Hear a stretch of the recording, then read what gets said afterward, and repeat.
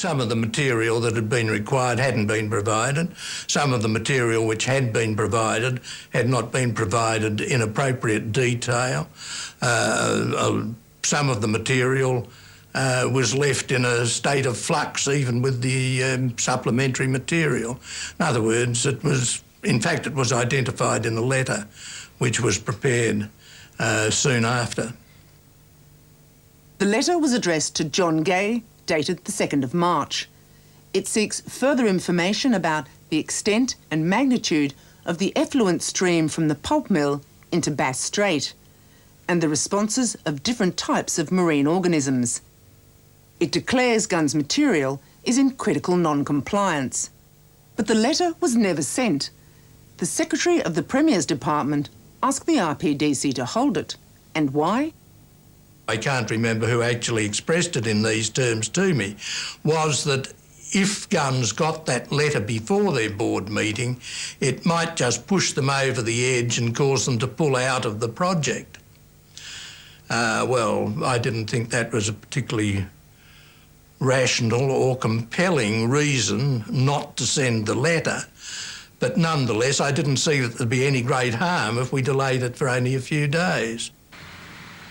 A few days stretched to 12, and what happened in that time is contested. It's agreed the Premier's office made a call to Gunns. On the 14th of March, Gunns publicly announced they were withdrawing from the RPDC process. It looked like the pulp mill project was off. It's a sad day for Gunns, sad day for Tasmania, and it's a sad day for all the forestry workers in Tasmania.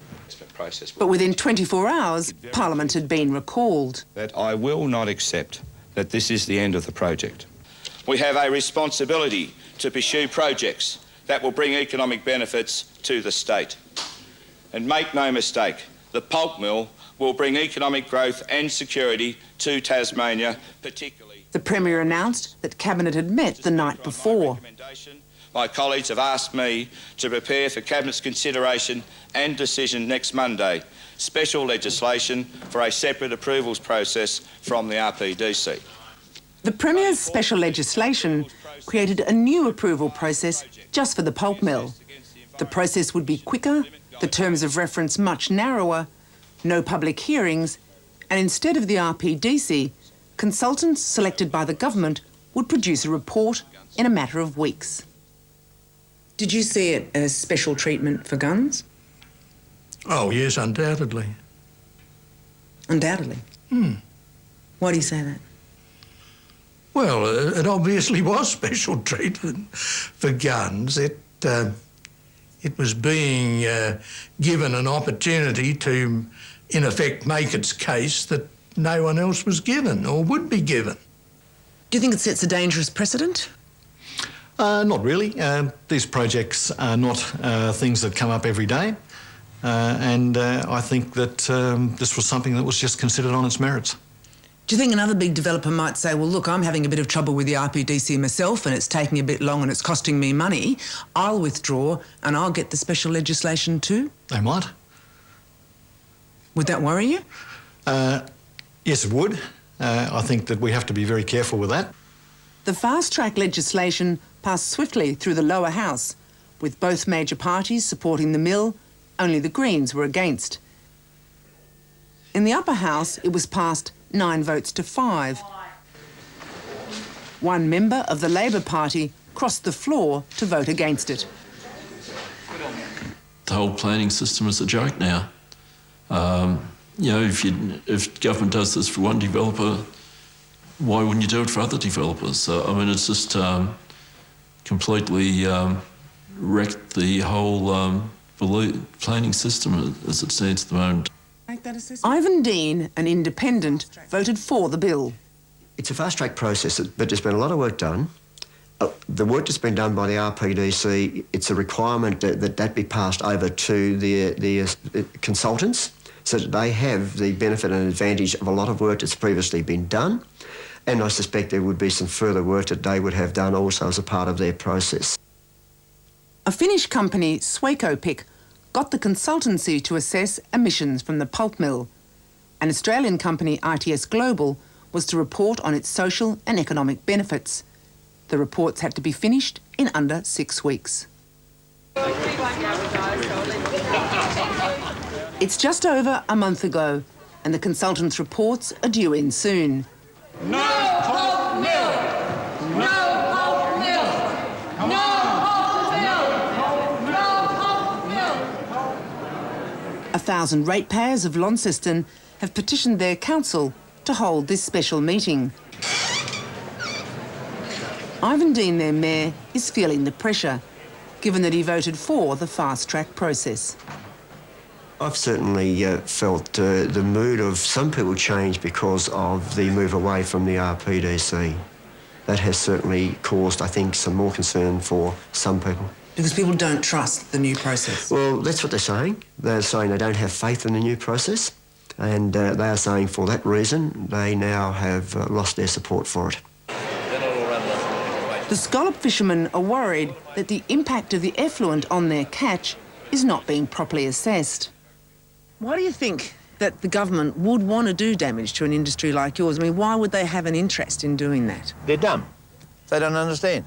They don't want to understand. They've made a position, they've taken a position, and now they get the baseball bats out and fight anyone that argues with them. We've got baseball bat diplomacy taking place, and that's just the way this government operates. And I say to our Launceston City councillors here, will this pulp mill add log truck traffic, diesel fumes, road tragedy to this city? And do you want this to be your legacy? In a time of global freshwater shortage, is it not absolute madness to pipe huge amounts of potable water for kilometres so it can be used once, polluted and then dumped? All the speakers are local, all oppose the mill. Jeremy Ball has been a candidate for the Greens.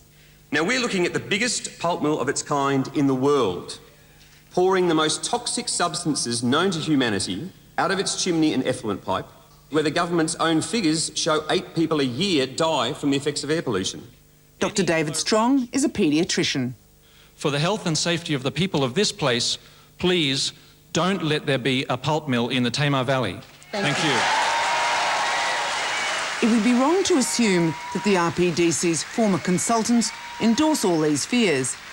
In fact, the RPDC might have allayed some had it been allowed to run its course, had the debates been thrashed out openly in public hearings, especially on the air pollution worries as raised by the AMA.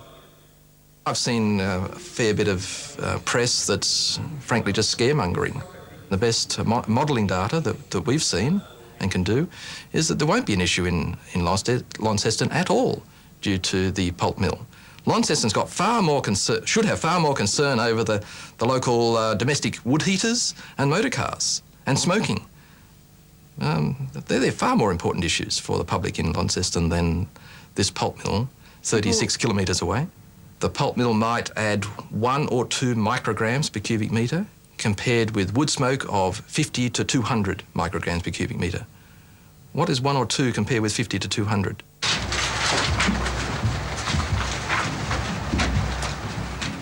Something's happening anyway.